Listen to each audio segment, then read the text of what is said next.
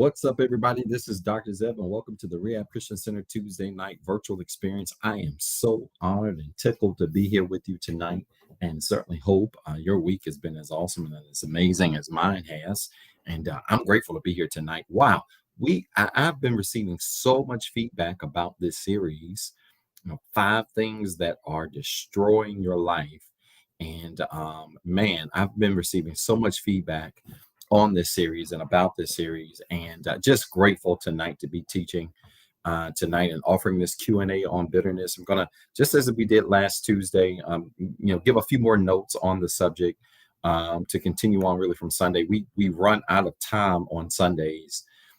We've been running out of time on Sundays with this series because it's really been just a lot to consume. It's been a lot to teach. It's been a lot to consume on Sundays. And so I always have leftover notes that I don't have time to get to and didn't have time to get to on Sunday that I do want to share tonight. And then we're going to open up the lines for you to submit your question. You can email your questions.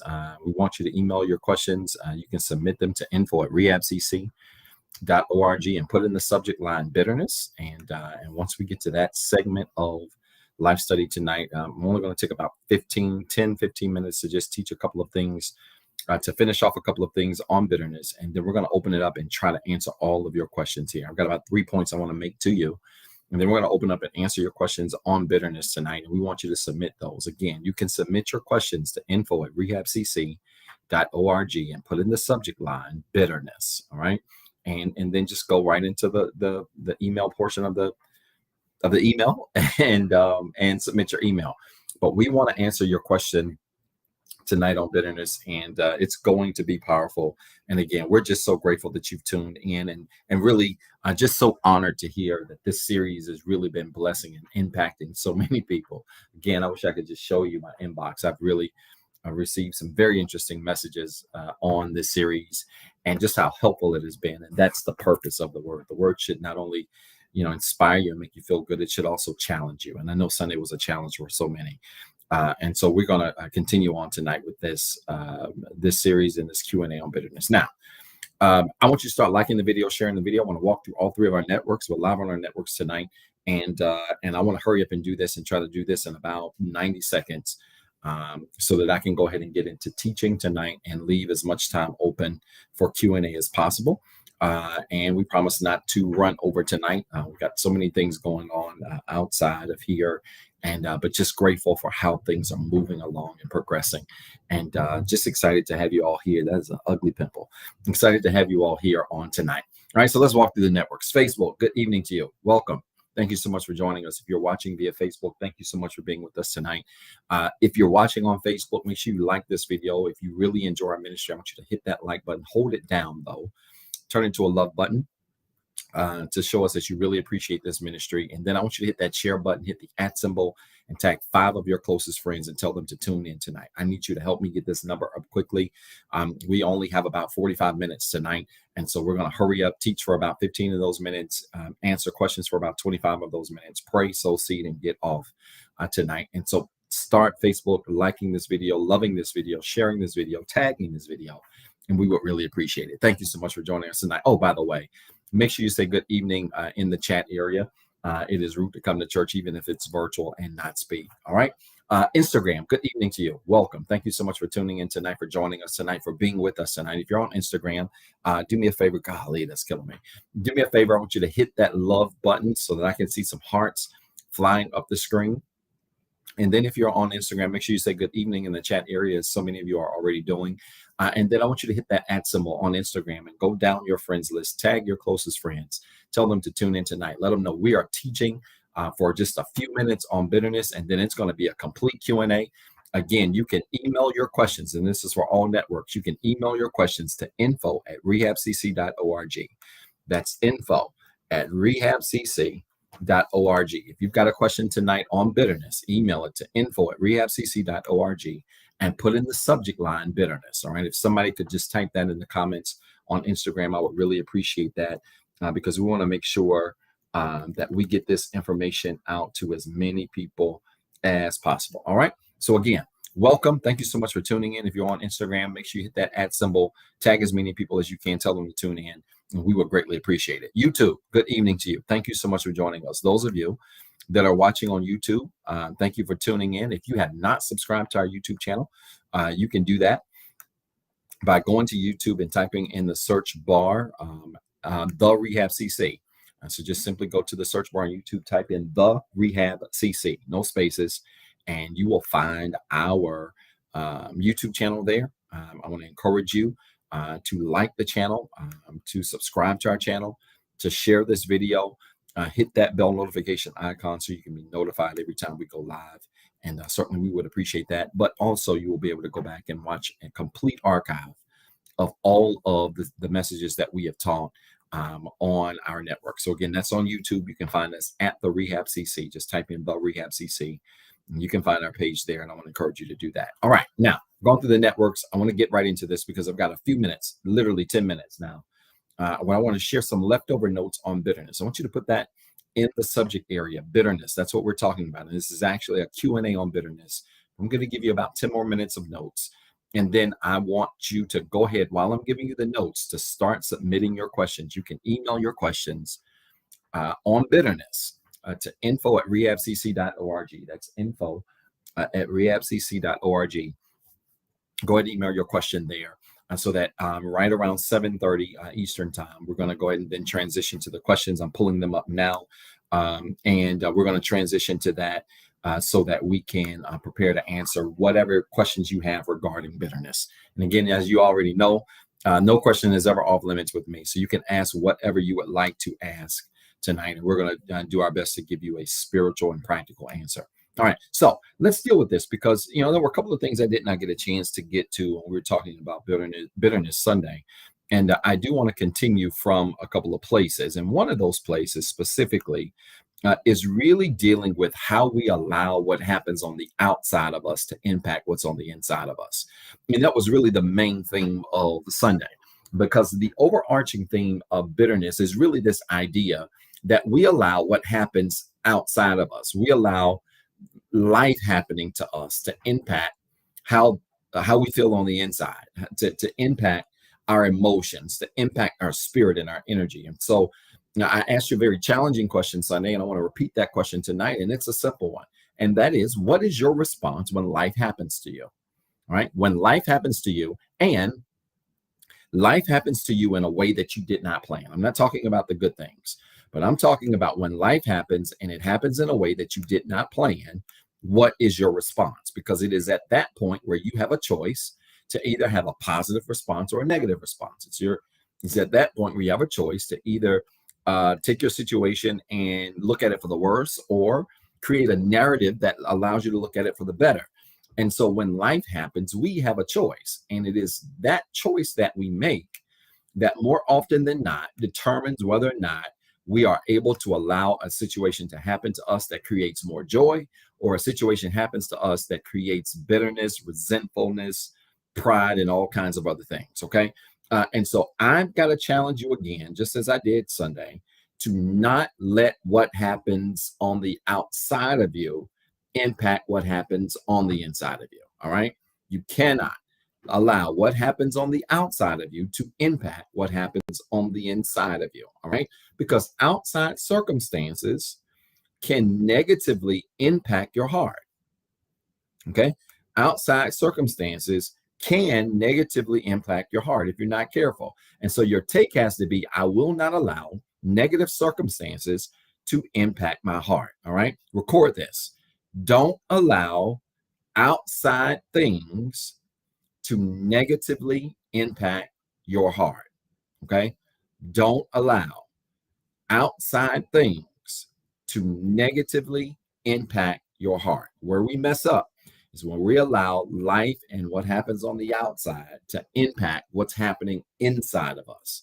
And it is at that point where life then has overtaken us and has created and planted that negative seed, right? Remember, we spent several minutes on talking about the seed, the negative seed that is planted inside of us when bad things happen, right? When things don't go the way we plan, there is an opportunity for a negative seed to be planted in our spirit. And it is at that point of decision where you have to decide to be happy, right?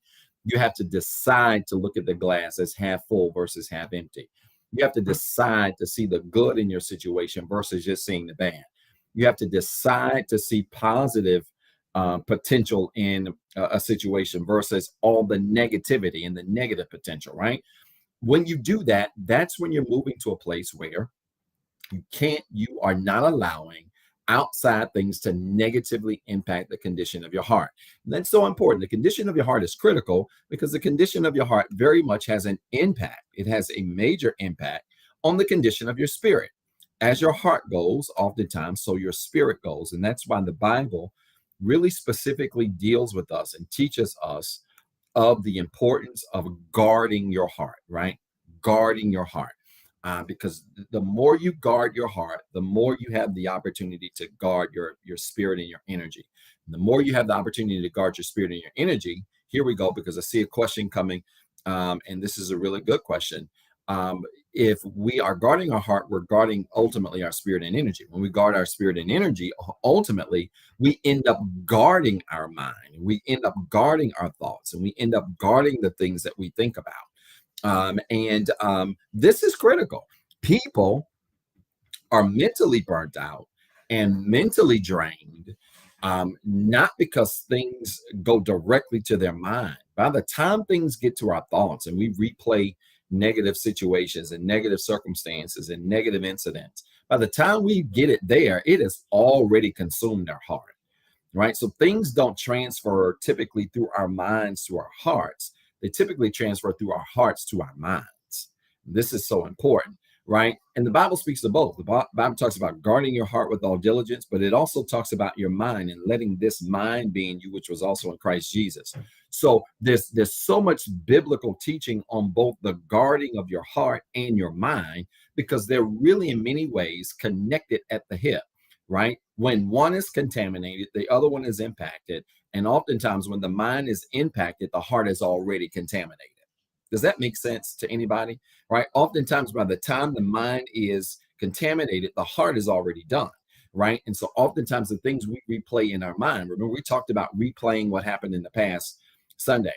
Oftentimes, if you're one of those people that are always replaying the things that are happening in your mind, it is because it has already been planted firmly in your heart. And all your mind is doing is showing you and revealing to you what is at the core of your heart, right? And so it's very important that we guard both our hearts and our minds, right? Yes, I'm not going to necessarily say the order does matter, but in some cases, it very well may matter.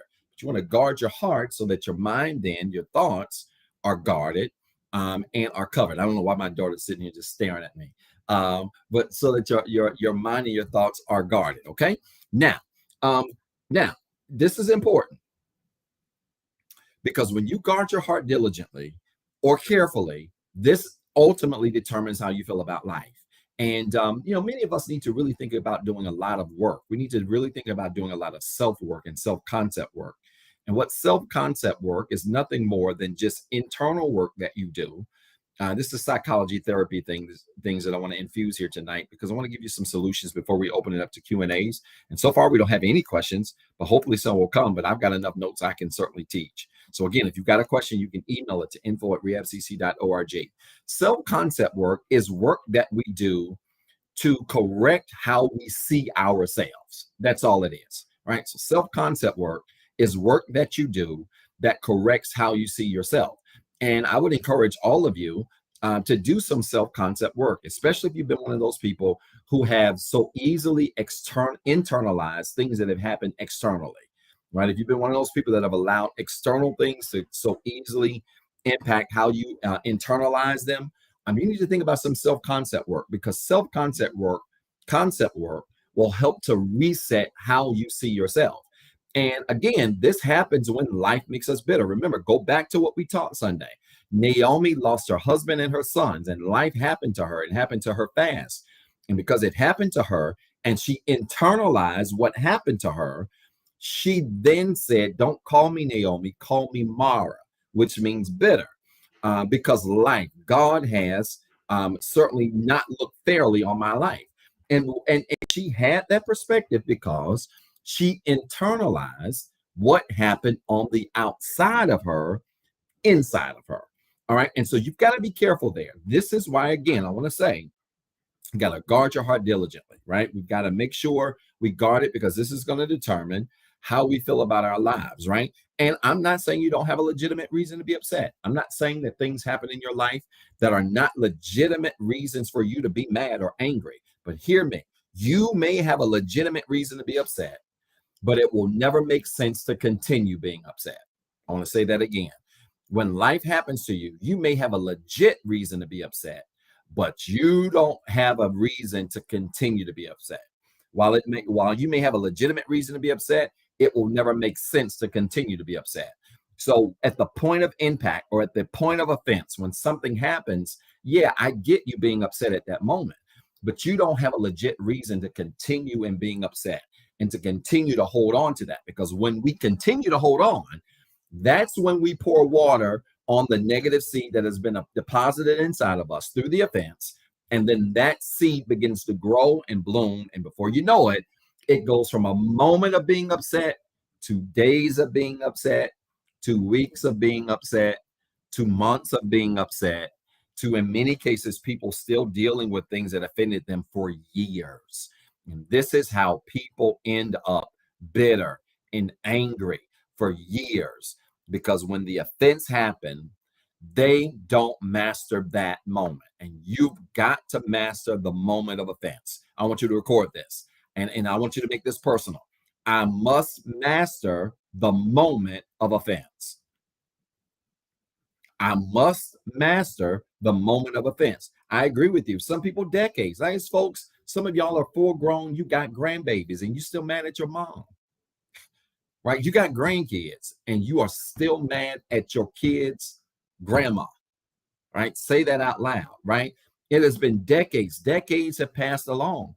And when things get to that point, you are now in this danger zone where you have literally continued year after year, day after day, month after month, to just water this negative seed that was caused at the point of offense. And you've got to master the moment of offense. I must master the moment of offense. When you master the moment of offense, then you will be at a place where, yeah, you're going to get mad. Yeah, you're going to get upset. And that's natural, but it's not going to last a long time. And I knew I was growing spiritually. I knew I was growing emotionally. I knew I was growing mentally. When I could get mad about something happened, I really get upset about it. But the amount of time that I was upset was decreasing. When the amount of time that you are upset at the point of offense decreases and continues to decrease, that's a sign of emotional and spiritual maturity and growth, right? The longer that lasts, the more it is a sign that you need to work on your spiritual and emotional maturity and growth. It's so important. So you've got to master the moment of offense. When offense hits you, you got to master that moment, accept that moment of offense for what it is, right? Don't hold on to it. Keep playing it. Have your moment. Get in the car, drive down the interstate, roll down the window, scream, cry, holler, cuss, whatever you do.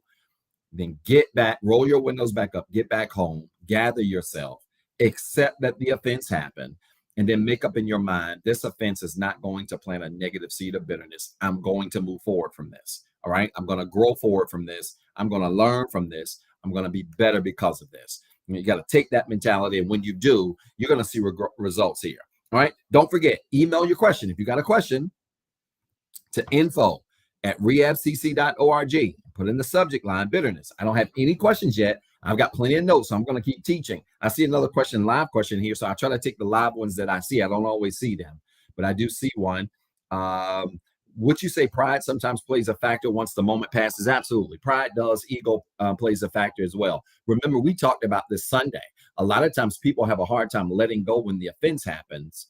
And so their inability to let go, waters the plant or waters the negative seed that then produces bitterness. But the reason why people struggle sometimes to let go is because they feel like if they let go of the offense, that the other person is getting away with it. right? Or if you let go of how somebody has offended you, or you forgive them, you feel like your ego tells you, yeah, you're letting them off the hook, right? Or yeah, they thinking they got away with whatever they did, and it doesn't work that way. That's ego and pride. And so when we listen to ego and pride's job is to get you to hold on to it, because ego and pride understands that if you, like, as if they're people, but you get my point.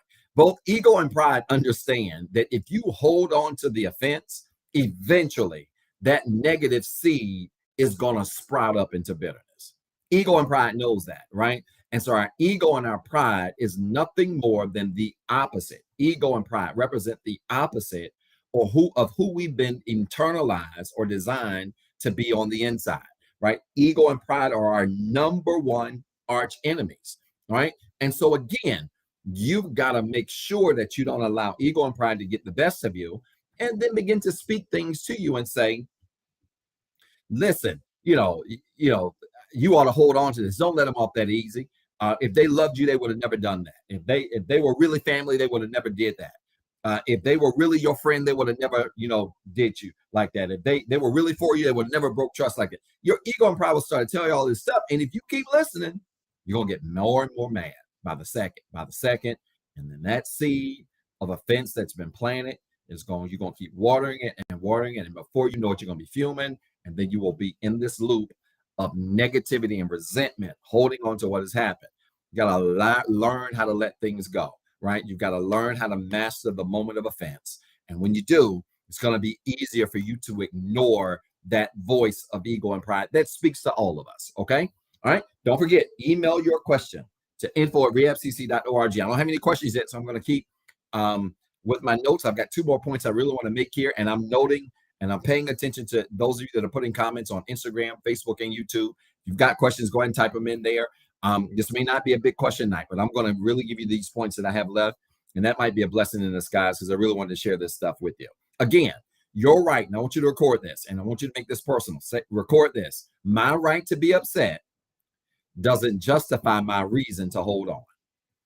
My right to be upset doesn't justify my reason to hold on. Good. I see a question coming here. We're going to answer that. Record that again. My right to be upset doesn't justify my reason to hold on. Okay? My right to be upset doesn't justify my reason to hold on. You may have a right to be upset. That doesn't give you a reason to hold on. You may have a right to be mad. It does not have a reason for you to give you a reason to hold on. And one of the things that I do, I pray every morning. Obviously, I tell you guys about that. I'm up, and I overslept this morning by like 10 minutes, like 4:40. I got up, and I felt like I had overslept for 3 hours. I can't explain it, but having to get up and pray, and then I work out, and then I get the kids up, get them ready for school, all of these things. But after I work out, before I make my protein shake, I'll do a little bit of journaling, some reading, just a little bit. But I'll do 20 minutes of just silent meditation where I just sit there. And one of the things that I do is I'm doing just some breathing exercises to just calm myself and prepare my energy and my spirit for the day. Is breathing in and out. And when I breathe in, I try to breathe in positive thoughts. And when I breathe or exhale out, I try to exhale negative thoughts. And this is something that I found to really help me, because it really helps to connect my body with my spirit, so that we're all on one accord. Because I'm here to tell you, if your spirit and is not on one accord with who you are, your body or your flesh, your spirit might be telling you to do the right thing, but your flesh and your mind might be telling you, no, get even, no, get back at them. They did it to you, do it to them. This is why it's so important that your mind, your flesh, and your spirit are on one accord, because when offense happens, you will allow your spirit to outweigh the thoughts of your mind, right? And I know that was a mouthful, but you want to try to do that. So I inhale things like joy and goodness and happiness, and I exhale things like stress and frustration and worry and concern. I do that for a couple of minutes, and then just sit there, literally just silent meditation. I don't think about the day. Think about what's going on. Try not to think about the day anyway, the future. And I just meditate in that moment and think about that moment, sitting in that chair and just focusing in that chair. And it really helps to keep my energy and my spirit calm. towards the day. And so, again, you may have a right to be upset. Life happens. I've said this a million times. You can't control what other people do. You can only control what you do. Life happens. But your right to be upset does not justify your reason to hold on. You got to learn how to let go. All right. I see a question here. Let me get back to it and answer it. It says, can you apply the same thing if there's no offense, but the environment around you is negative and you are using majority of your mental energy to overcome the negative environment?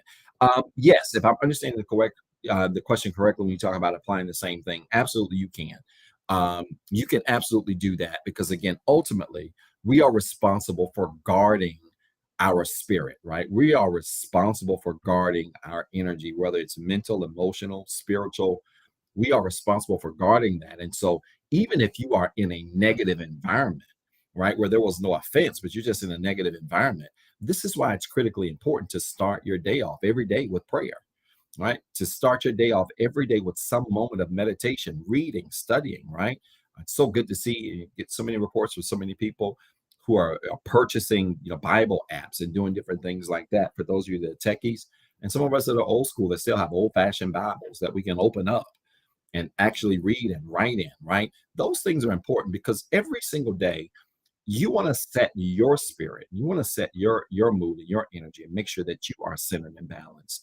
So that if you have to go to work and work is a negative environment, you got to go to school and school's a negative environment. You got to go home, God forbid, and you're at home and it's a negative environment. That negative environment that's around you still won't have the ability to impact who you are and how you feel and what's going on with you. And so, yes, we do that by making sure we work to set how we feel, right? To set our spirit, to set our energy so that, again, just as offense won't impact us, you don't find yourself using the bulk of your mental energy and emotional energy overcoming a negative environment. No, your job is not to fight that negative environment. See, I think this is where we mess up too. And this is an amazing question. But it's leading me mentally to say this. This is where I think we also mess up too. I think sometimes we believe we can control environments around us. And in some cases, you can, right? I believe to an extent you can control the environment of your home, especially if you live by yourself or you're single. Um, or maybe you're single, you've got kids or things like that. It's easier for you to control the environment of your home. I think when you're married or you're living with someone, that's a different situation, because two grown people then have oftentimes equal autonomy to control the atmosphere of that home, right? And so I think with that exception, right, most environments you just can't control, right? You can't control your work environment. You can't control how other people show up at work. But there is one person you can always control, and it's you. And we've been talking about this, nonstop the last 2 weeks with this start of this series. At the end of the day, when it comes down to forgiveness and bitterness and some of the other things we're going to talk about, at the end of the day, even if you can't control your environment, you can't control yourself. And we have to always make sure that we remember that and walk in that, right? When we walk in the fact that we can control ourselves, and it really matters less what happens to us and more happens and matters more how we show up in environments, then all of a sudden we're not going to expend a lot of mental energy trying to fix nothing. See, and I take that question for what it's worth. So many people really use the phrase expending mental energy because of their environment, because they feel like mentally they got to control it. No, you don't. Mentally, all you got to control is you. So when I walk into an environment that is chaotic and the atmosphere is chaos, my job ain't always to control the atmosphere. Again, this is contingent on what it is and what's going on. Now, if I walk in my house, my kids ain't acting crazy, and I'm an adult, it is my job to control this atmosphere, right? So understand the example for what it is. But if I'm walking into work and the work environment is chaos and other grown folk are acting just crazy, it's not my job to control that environment, because when I attempt to do it, I'm going to expend mental, emotional energy to try to control my environment to feel better about it. And when I do that, yeah, I'm going to leave work drained. And I'm going to leave work saying stuff like, I don't want to come back. And I'm going to leave work saying stuff like, I don't want to be involved with none of these people. And that is because you are attempting to expunge, or to utilize rather, your mental energy, your emotional energy to set the environment that you're in. You can't control people. You've got to come into environments where your mental, Spiritual, emotional energy is already set in balance. And so regardless of what's going on outside of you, again, go back to the point we said earlier, regardless of what's going on outside of you, you don't let outside circumstances impact what happens on the inside of you. That's so important. And when you can master that, I'm telling you, you can literally walk through the valley of the shadow of death, but fear no evil. Why is it that David felt like he could walk through the valley of the shadow of death, but have no fear of evil? You know why? Keep reading. He said, because God is with me. When you understand that God is with you, when you have a solid spiritual, emotional, mental balance about your life, you literally can walk through death-like types of situations, valley situations, low points and situations in your life, but you won't be shaken because you come to the valley already ready, mentally and emotionally stable and focused, right? You don't walk through a valley with the intention of changing the valley. Gosh, this is so good, right? I'm answering this question, still working on it. You don't walk through a valley with the intention of changing a valley, do you? You do realize that if you walk through a valley and you got a lot of mountains raised up above you, or you're walking through a wilderness or through the woods, you can't change the woods, can you? No. When you walk through the woods, if you walk through a trail in the woods, that trail in the woods is all you got to walk through the woods. And I don't care how much you pray, I don't care how many shovels you got, you ain't gonna change the woods. The woods are what they are. All you can control is paying attention to the path that you're walking on and making sure that you stay on that path while you go through the woods. It's the same thing David was saying. When I walk through the valley of the shadow of death, I will fear no evil. Why? Number one, I can't change it. I can't control it. Number two, the only thing I am in control of is the fact that God is with me. I can control where my spiritual energy is, where my mental and emotional energy is. And when I control that, then man, it don't matter what you walk through, which explains why so many of you are able to work in chaos and still be successful. Can I say this? Because Jade, you really asked a great question. Good, clarification. Very good. I'm glad there was some clarification there, but that was an amazing question because I want to even take it a step further. This explains why so many of you have what you thought was a gift to work in chaos, right? And I really believe I've got that gift. I was telling somebody this a few weeks ago. I really believe I've got the gift of being able to work in chaos. And I don't say this to brag or, to sound whatever. I'm saying this to be honest, that I really believe that in my life, when I think about my life, I've done a lot of work on myself over the last couple of years. One of the things I've come to the conclusion of, as crazy as this sounds, is that I tend to perform better when things are chaotic around me. I can't explain it. But it seems like when life is chaotic, my performance goes to the top. And sometimes when life is calm, I don't know what it is, if I just get, too comfortable, too cool, too lax. I don't know what it is, but when life is calm, I find myself, I can still perform, but it ain't nothing that really raises my performance like walking through the valley of the shadow of death. I can't explain it. And on one end, but on the other end, I get it. When you really work on yourself spiritually, make sure your spiritual energy and your mental, emotional energy is good. Life can happen to you, but it ain't gonna ever control you. Atmospheres around you can be chaotic. You can walk in chaotic environments.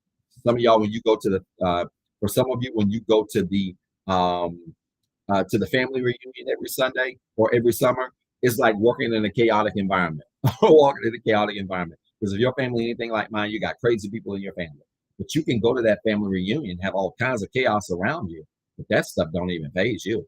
And the reason it doesn't faze you is because your spiritual energy is good, your mental energy is good, your emotional energy is good, right? And so we control that by making sure we don't let the outside creep into the inside. We don't let what goes on outside of us creep into the inside of us so that it then impacts our spirit and that negative seed of offense begins to grow. All right. That was an outstanding question. It's like people that do homework right before the deadline and do great. Right. Right. So we don't want that negative energy to creep inside of us. And we manage that by making sure we manage the outside by managing the inside. You don't manage your environment by trying to go after the environment. Oh, this is so good. You don't manage the chaos in your life by going after the chaos.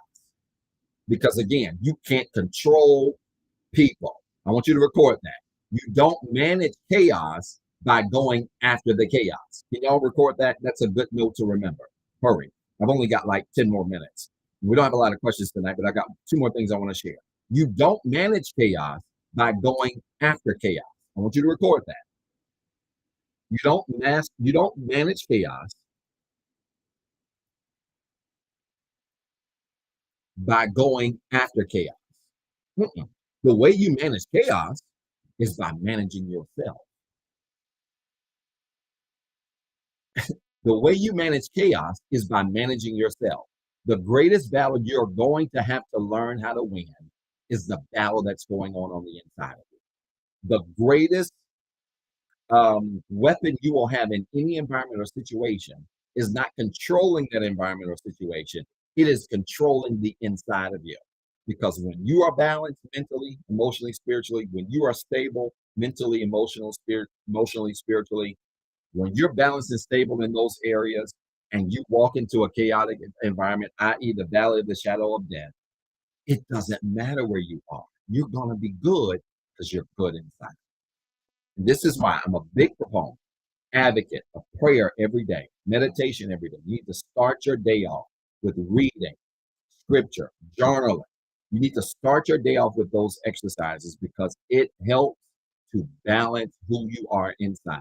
So literally, I have walked into my job and I've walked into all kinds of chaotic fires and it didn't rattle me because I started my day balanced inside. I started my day off feeding myself inside. So when the atmosphere around me gets hot, it does not impact what's going on the inside. Does that make sense to anybody? All right. So you want to make sure you do that. Now, Ruth's reward for her faithfulness to Naomi was Boaz. And I want to say this. You know, Ruth, if you go back to the story and go back and watch the replay of Sunday, if you have not, we talked about the story of Naomi and Ruth and her other daughter, Orpah, and Naomi losing her father or losing her husband and her sons, and the daughters-in-law wanting to stay with her, and she encouraging them to go, and one left, and Ruth stayed.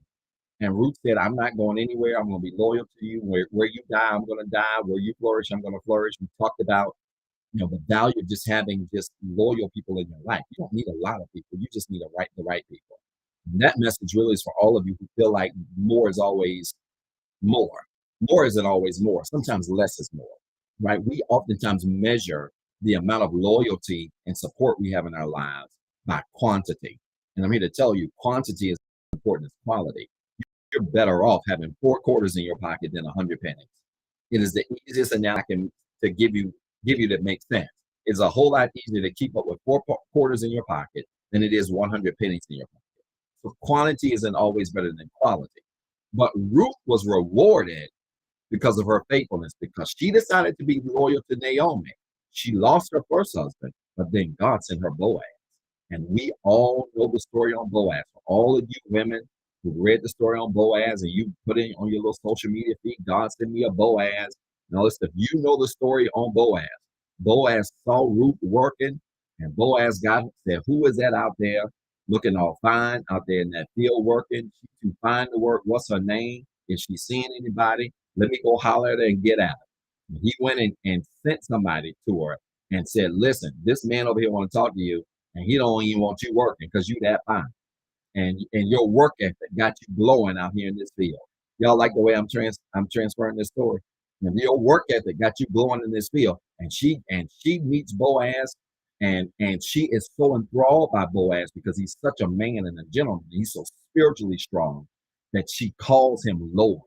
That's a different conversation for a different day.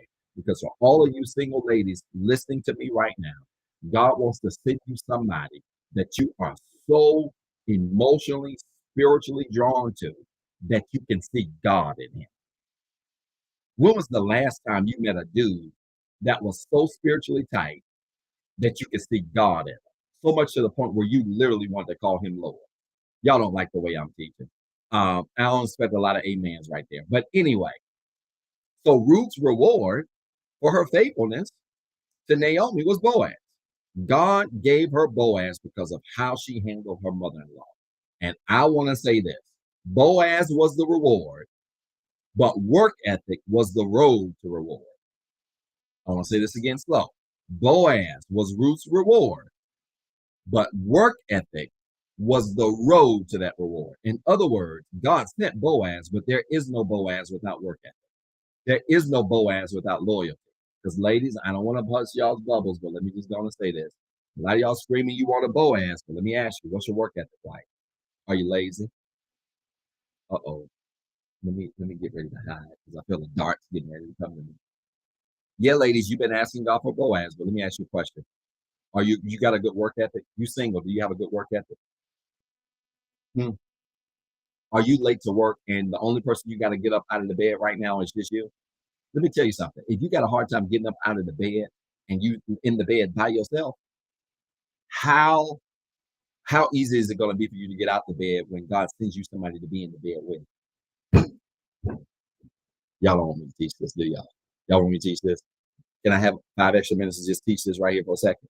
Because I always think it's so amusing, and I'm not going to pit the men against the women tonight. I'm not going to do it. Look, y'all talking about some, no, y'all don't want me to teach. I know y'all don't want me to teach this.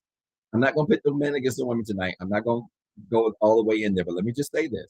All you ladies that want a Boaz, I need you to study the posture of Ruth when Boaz found her. Because at the end of the day, everybody screams and claims to want Boaz.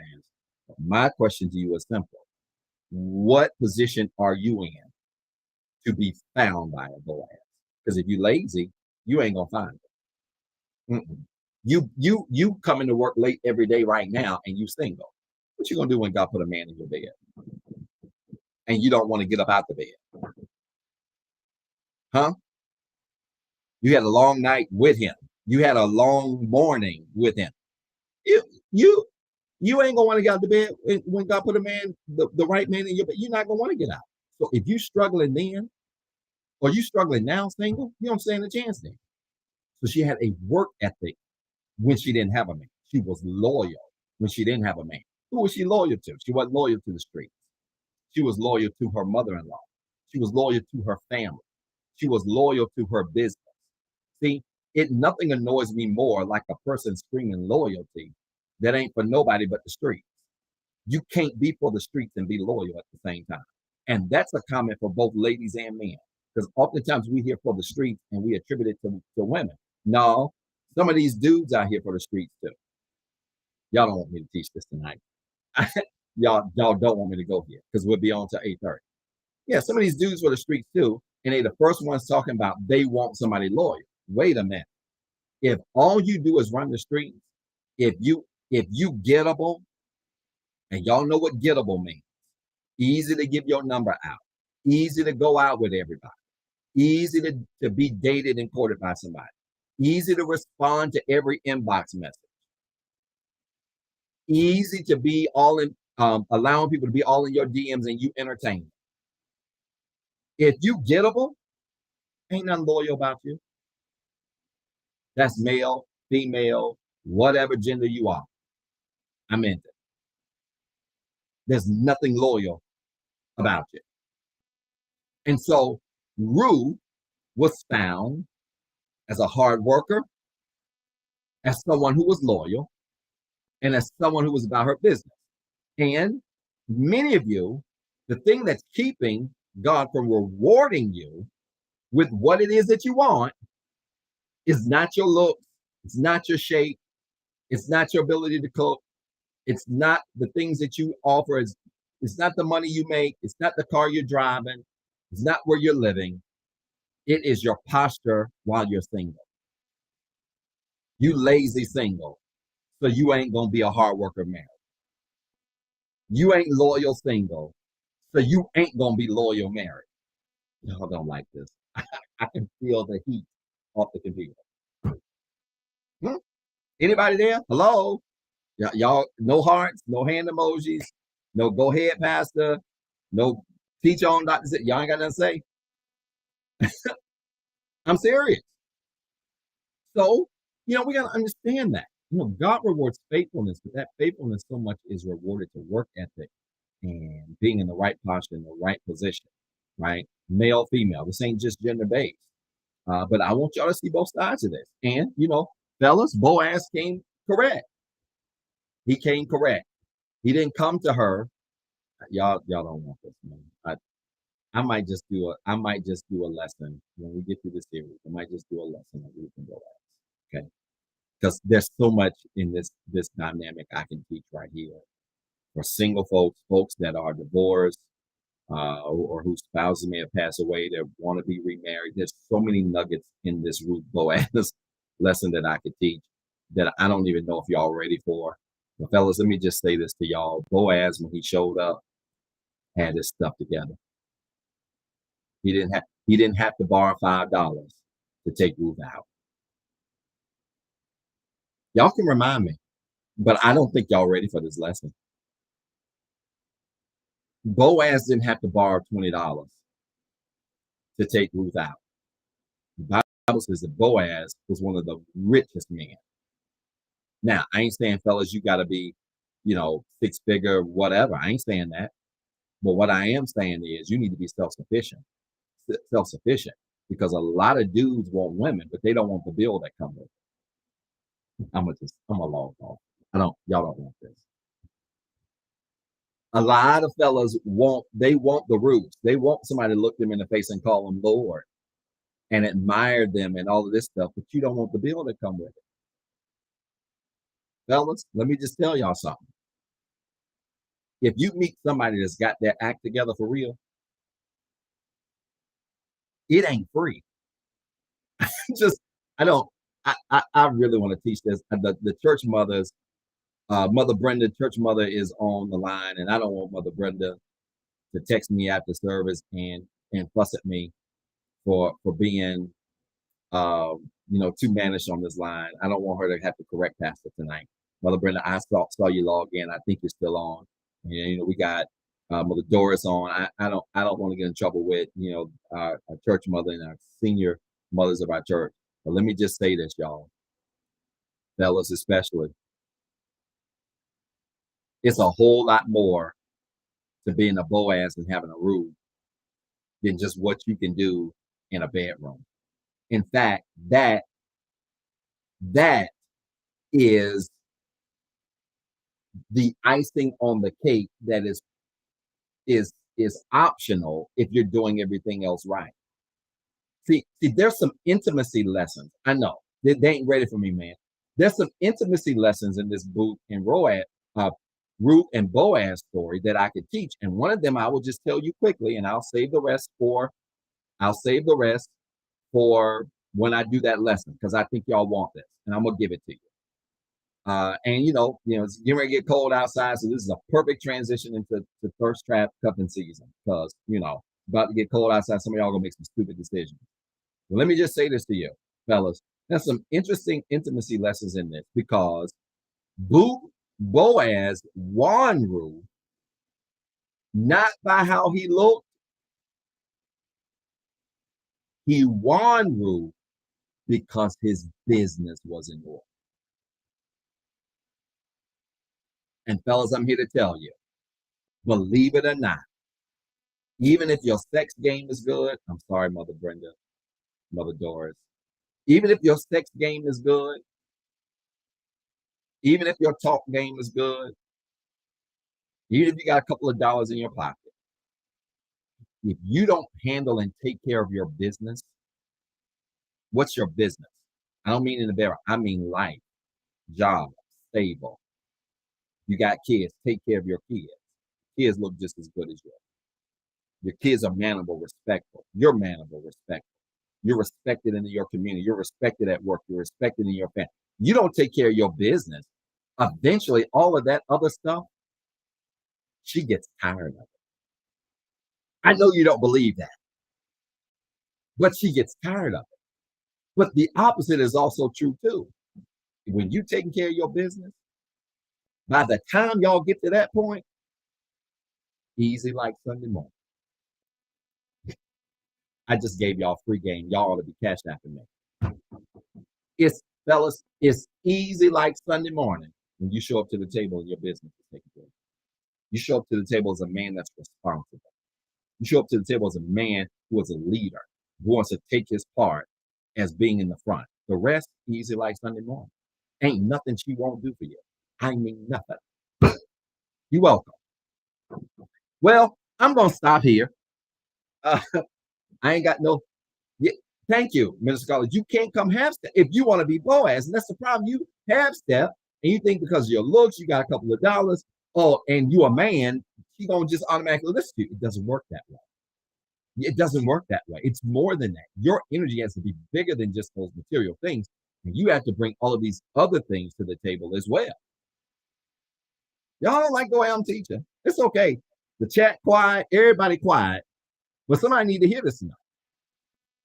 Somebody needs to absolutely hear this tonight. And I didn't even mean to go here tonight. We're talking about Naomi and bitterness, but that was one of the last notes that I had, right? You know, Ruth's reward for her faithfulness and loyalty to Naomi was Boaz. And how Boaz found her, the posture she was in, and the kind of guy that he was a match made in heaven. She had a work ethic. He was responsible. She was loyal, and he walked for the streets.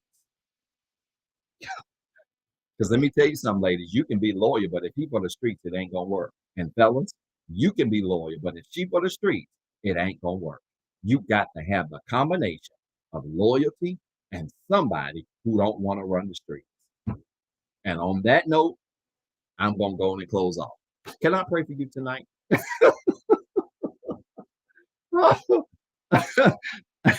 Can I pray for you tonight? Y'all not listening to me. It's quiet. It's quiet. It's quiet. The chat is quiet. I don't see no hearts. I feel like I didn't teach well tonight, but I want to pray for you.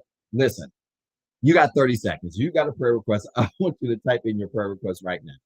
You can put it in the comments quickly, 30 seconds, or you can email your prayer request to info@rehabcc.org. info@rehabcc.org. You can email it there. We didn't get any questions. We got 3 questions tonight. But this was perfect timing because I believe God really needed us, many of us, to hear this tonight. We need to hear this. And I know, Rehab this church, in person, virtually, I got a lot of single people that go to this church, that are part of this church. And these are just lessons I have to teach. I'm sorry. I have to teach people where they are. And so really, I believe God gave us tonight what we need to hear. Now, I want you to put your prayer request in the comments. You got 15 seconds quickly. If you can't type it there, you can email it to info@rehabcc.org. We're getting ready to pray. I'm getting ready to pray with you really quickly. We're going to sow a seed and let you go. But it is certainly my prayer that whatever it is that you're dealing with, that God will bless you and strengthen you. We were certainly praying for Sister Bunch and the loss of her cousin.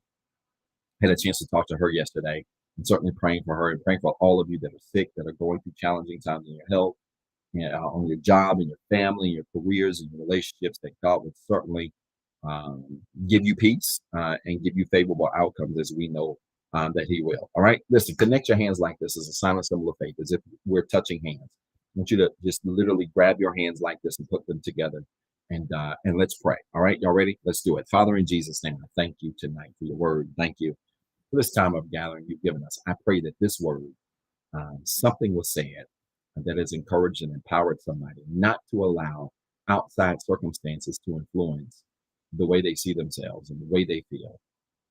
But help us, God, to understand that our spiritual energy, our mental, emotional energy starts within us. Give us the strength, God, and the courage and the work ethic, the drive to continue every single day to work on ourselves, to be the best version of ourselves that we can be. We want to be better today than what we were yesterday. So help us, God, to do those things that raise our self-concept, that raise the way we see ourselves, that raise our self-awareness, so that we can be everything you've called us to be and more. Now, God, for every prayer request that's been typed in the comments, for every prayer request that's been emailed to our inbox, we lift them up to you now. We ask, God, that you would answer the prayers of your people as only you can. Make ways out of no way.